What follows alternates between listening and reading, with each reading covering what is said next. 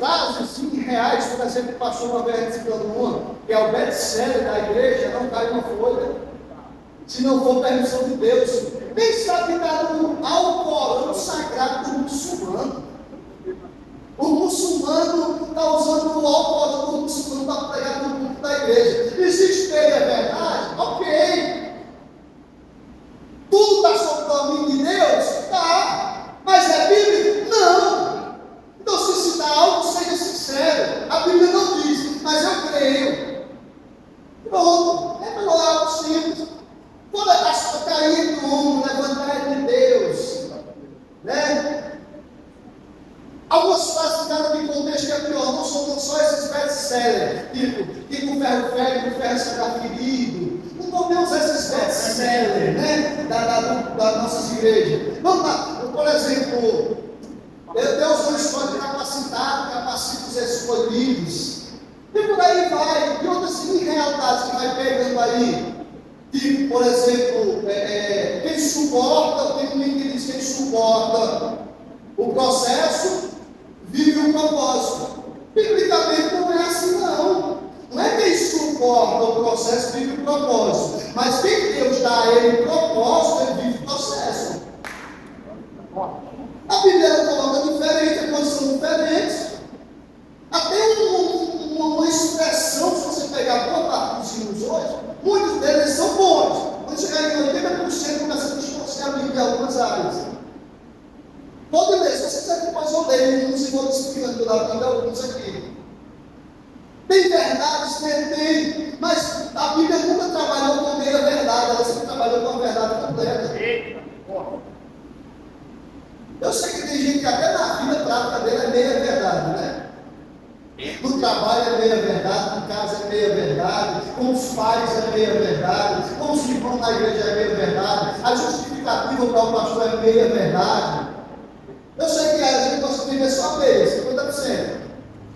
Mas Jesus nunca trabalhou com meia, é sempre a verdade e a verdade dele é absoluta. Não temos que começar a entender essas questões, textos que prega, reverbera, por aí a vida inteira. Por exemplo, se começar a pegar na história, tem M's e M's. Por exemplo, eu perguntei esses dias ao menino, falando da ilustração, ele dizendo que Abraão enviou Eliezer para ir buscar a Rebeca, né? Aí eu perguntei para ele, lê no texto aí onde é que foi Eliezer. Ele leu, não tinha Eliezer no texto, que sério. Agora eu posso dizer, por inferência bíblica, eu creio que ele era o melhor, considerado o melhor servo de Abraão, e ele foi enviado, amém. Então estou especificando ao público. A Noé amaldiçoou o seu filho. Não, deixa eu dizer que ele amaldiçoou o filho. O pregador que diz, mas a Bíblia diz que ele amaldiçoou o seu neto. Botei lá. Gênesis 9. É porque a gente gosta do que o povo diz, é muita aventura. O diabo vem ensinando, matar, roubar e destruir. O texto diz: o ladrão vem ensinando, matar, roubar e destruir. Mateus 6,33, buscar o reino de Deus, e assim diz que todas as coisas, pastor, Deus disse que todas as coisas, não dizer todas essas coisas no contexto. Lê o contexto, você vê o que ele está dizendo? Essas coisas no contexto. Só um pouquinho de tempo que adivinha virá não tardará, em Hebreus 10:37. Aí o texto diz, só um pouquinho de tempo, aquele que adivinha virá não tardará. Esse catologia o cara está usando para triunfalismo. No Salmo 23 eu nem falo, eu mais pego até errado nessa eleição. O 23 e o 91. Nunca vi ser pregado errado desse jeito. É só que o Senhor é meu pastor e nada vai me faltar. Tudo falta na nossa vida. Às vezes falta dinheiro, às vezes falta paz. Sempre vai faltar alguma coisa. Então, se não falta, por que está faltando? Porque está faltando uma boa interpretação. Só isso. Meu Deus. Só isso. Quando você passa a interpretar a Bíblia, você vai destravar na sua mente, em seu coração, uma realidade diferente.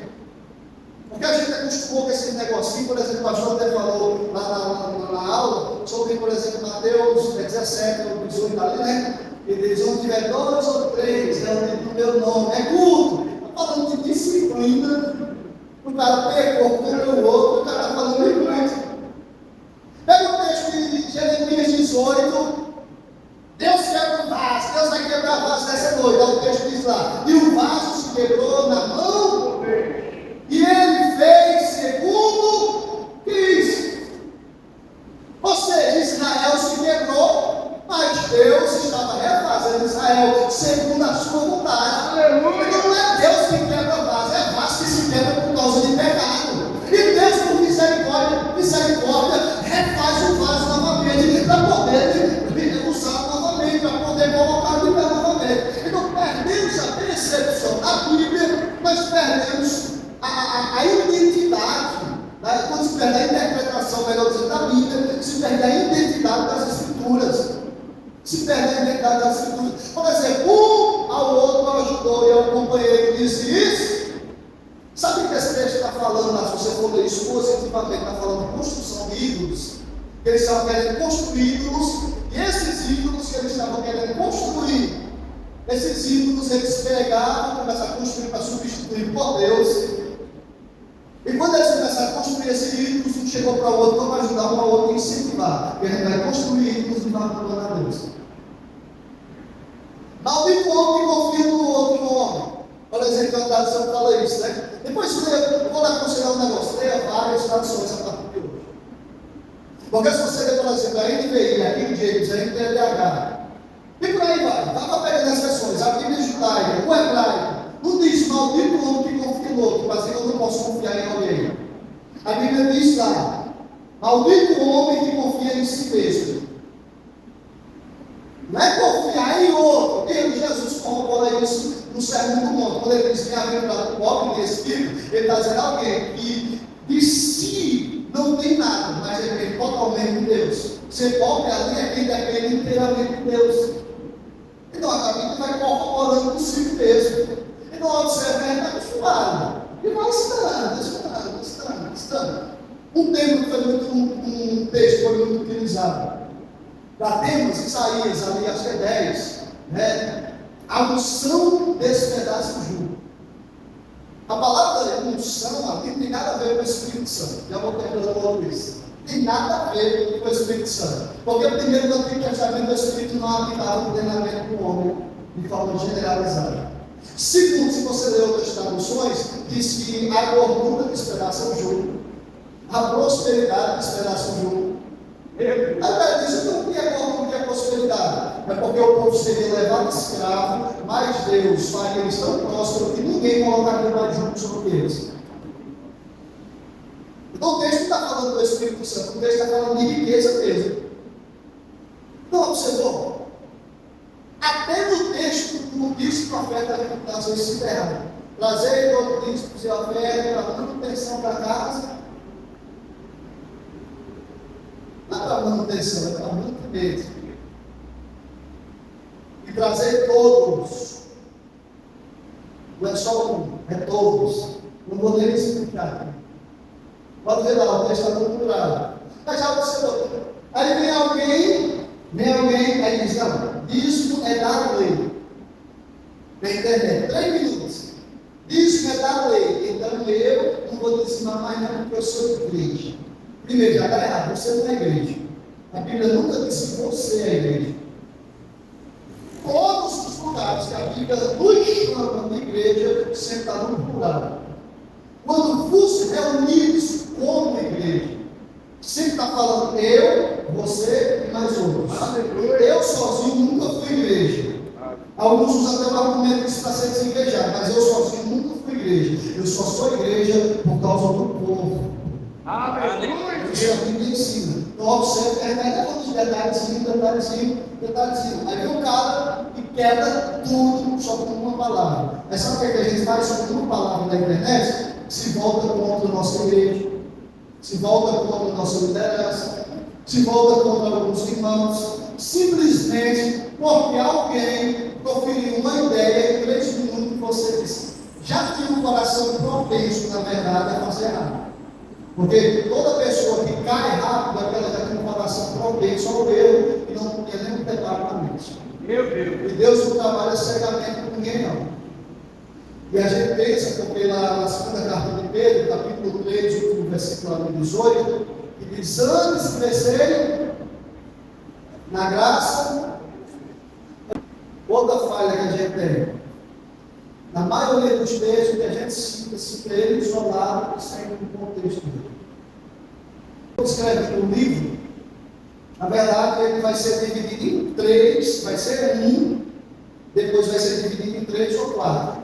Um só para o bacharel, mas eu vou dividir para depois fazer em particular. Mas o primeiro, que depois vai ser inserido nesse outro, que é teologia bíblica, o primeiro é o aprendendo que não se deve pegar, esse será ampliado, o primeiro é mais simples, esse outro será ampliado. Eu vou falar basicamente dos 300 erros que a gente comete. Mais ou menos os 300. Não é que só tem 300, eu pontuei mais ou menos 1.000. Porque 1.000 não dá para colocar no livro. Mas foi basicamente os 1.000 que eu pontuei. Vou colocar uns 200, 300 para pôr um livro aí umas 500 páginas. 400 no máximo. Mas a gente vai caindo nessas ideias que vai ser transmitidas. Essas fábulas, essas ideias passadas, e passa para outro, passa para outro, passa para outro. Infelizmente, essa realidade que tem sido inferida no nosso meio, ela tem mais trazido prejuízo do que benefício. Ela tem mais destruído do que feito crescer. Mas quem é o responsável? Eu e você. É a gente. A partir de hoje a gente começar a criar essa percepção. E é sobre esse assunto que a gente vai estar construindo. E eu não tenho que ser medo de errar. Quando você passa a entender verdadeiramente a Bíblia, destrava na sua mente, porque nós compreendemos a realidade dela. Crescer na graça, normalmente a gente tem a percepção, quando fala graça, referindo-se a poder, para não engessar a letra mata, diz, né? Se eles arrumaram isso, a letra mata a Bíblia. A letra ali está falando da própria lei do texto, né? Da lei de Moisés, que foi gravada em pedras, e nós, na nossa Bíblia, foi gravada pelo Espírito Santo. Qual é o conceito? O conceito de crescer na graça, crescer no poder, na manifestação, né? Querem contrapor a ideia da letra. A letra mata não desgraça, você fervoroso, você falar em línguas. Não é mais ou menos esse conceito quando vem na mente? Basicamente esse. Agora o texto diz assim: antes descer na graça de quem? De nosso Senhor e. Então, tanto a graça quanto o conhecimento não é algo nulo. Tudo está falando de Jesus. Tanto a graça quanto o conhecimento. Então, um não está falando que tem que ser trocado pelo outro. Ou o ambos está falando do conhecimento e do poder. Não. Todos os dois estão referindo-se ao próprio Jesus. O próprio texto está dizendo: antes de ser na graça, no conhecimento nosso Senhor e Salvador Jesus Cristo. Outra questão: o conceito de graça na Bíblia alguma vez se alinhou à questão do pentecostalismo? Não. E por que a gente coloca esse conceito nesse texto? Se nunca se ligou, nunca se alinhou. E o que é que a graça é nossa? Tito capítulo 2, versículo 12, se você ver aí. Tito capítulo 2, versículo 12, diz que ela é a nossa pedagoga. O que é a pedagoga? É a nossa professora. E qual é o propósito dela ser nossa professora? O propósito dela ser nossa professora está no próprio texto. Nos fazer renunciar todo tipo de prazer carnal. Ele fala piedade, impiedade ali. Mas todo tipo de prazeres da nossa vida. Porque a partir que eu renuncio prazeres dessa terra para viver a vontade de Deus, eu passo a ter a mente de Cristo. E eu passando a ter a mente de Cristo, eu comecei a crescer como Deus espiritualmente. E crescendo espiritualmente, eu comecei de fato intimidade real com Deus. Porque a intimidade não se constrói em falar, você tem que ter intimidade com Deus. Intimidade se constrói com o tempo. Você não confia em qualquer pessoa rápido, se constrói com. Você pega uma pessoa que tem 2, 3 meses que você conhece, conta toda a sua vida para ela, compartilha ideias próximas. Não. Por quê? Porque a intimidade se adquire com o tempo. Eis aí a questão que muita gente acha que tem intimidade com Deus e não tem. E o que é crescer na graça? É crescer uma vida espiritual com Deus, tendo a mente de Cristo, fazendo o que Ele fez.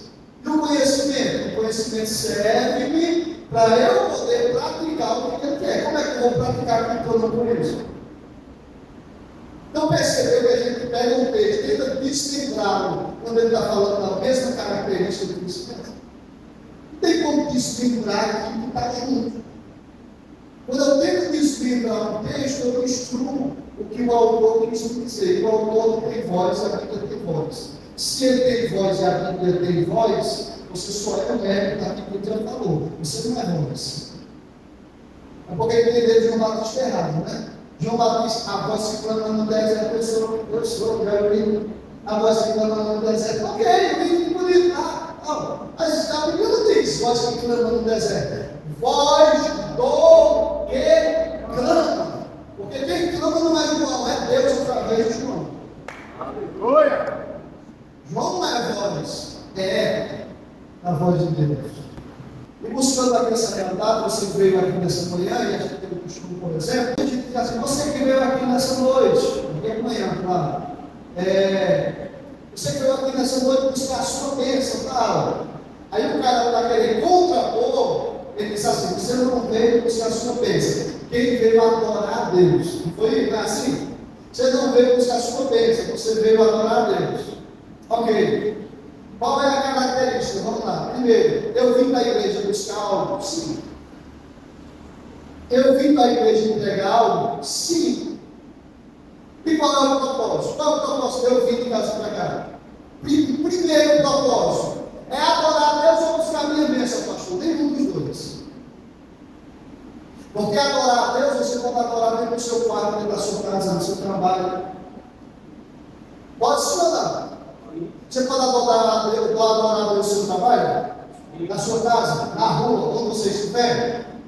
Então, por que eu vim para a igreja adorar a Deus se eu posso adorar em todos os lugares? Eu vim buscar a minha bênção. Se você orar onde você estiver, Deus pode conceder ou não? Sim. Então, o propósito de eu vir para a igreja, primeiro, não é nenhum desses dois. Qual é o primeiro propósito de eu vir para a igreja? É me reunir com meus irmãos. É ter comunhão com eles. Porque se eu não tenho intimidade com o pastor, João disse, se eu não tenho intimidade com ele, com Deus é que eu não tenho. Porque quem diz que ama a Deus, mas não ama o seu próximo, está mentindo, é mentiroso. Se eu não amo quem eu vejo, como eu posso amar quem não vejo? Meu Deus. Então qual é o propósito nos reunir na igreja, irmãos? Adorar a Deus? Não, isso é consequência do propósito. Eu venho para cá para me reunir com vocês. Porque quando eu me reúno, aí a Bíblia diz, uns têm salmos, outros têm louvores, outros têm ação de graça, outros têm palavra, canto, e por aí vai, ele vai definindo. Cada um tem, ou seja, um vai ter uma coisa, outro vai ter outra. E quando eu estou aqui, eu não sei como chegou o pastor, mas eu disse, Senhor, eu estou aqui para me reunir com meus irmãos. Mas quando eu estou aqui, eu não sei como é que está a alma do meu irmão da minha direita, da esquerda, a alma do irmão que está lá atrás, eu não sei como é que ele está. Mas quando eu estou te adorando, visita o coração desse irmão que está aqui do meu lado, às vezes está com problema em casa, problema familiar, problema financeiro, eu não sei, mas tu conhece a igreja, então tu que faz, ó Deus. Então tudo é isso, é olhar para o meu irmão. E depois, o que é que eu faço? Eu trago algo para a igreja, para entregar a Deus. Eu venho para receber também. Porque ninguém que traz algo para Deus volta sem algo de Deus. Eita, glória! Isso. Ninguém que traz algo para Deus volta da igreja sem algo de Deus na vida. Nem que seja uma mudança mental, nem que seja uma mudança espiritual, pode ser qualquer uma coisa, mas todos aqueles algo para a igreja, ele volta com algo do Deus da igreja. É impossível que ele retorne para casa sem algo de Deus. Então essa é a breve percepção que a gente tem que entender. O propósito nosso é igreja, reunirmos como igreja, estarmos unidos para podermos crescer.